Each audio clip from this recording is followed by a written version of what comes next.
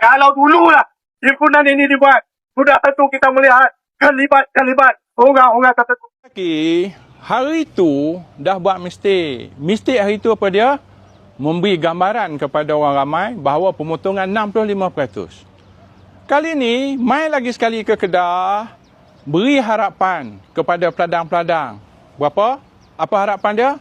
Harapan dia adalah untuk beli padi nanti. Kalau kami jadi kerajaan, beli padi dengan harga lantai RM3,000 setiap metrik tan.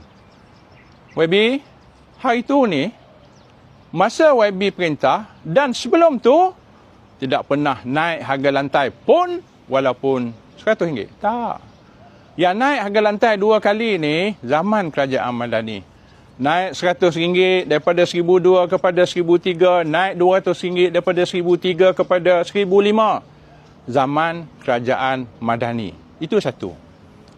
Yang kedua, saya nak sebut kepada YB, keseluruhan industri ni yang duk kata peladang kena tekan, peladang kena tindah, pesawah kena tindah, zalim peladang.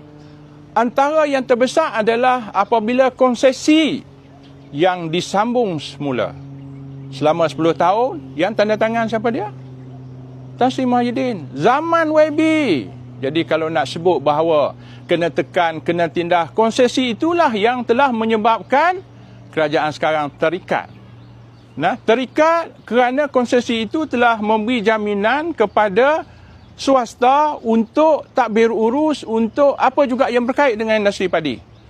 Sepatutnya YB masa tu PH.1 masa tu kita telah nak ubah konsesi itu untuk diberi separuh kepada agensi dan juga peladang. Kekayaan separuh itu beri kepada agensi dan juga peladang. Tapi kami jatuh je, hampa pergi sambung. Lagi 10 tahun, bermaksud apa? Keadaan sekarang ni akan kekal lagi 5 tahun. Siapa buat? Kerajaan PN. Siapa buat? Tan Sri Muhyiddin. Siapa buat? YB dan rakan-rakan YB. Tup-tup mai hak ni.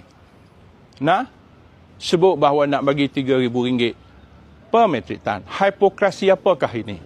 Janji apakah ini?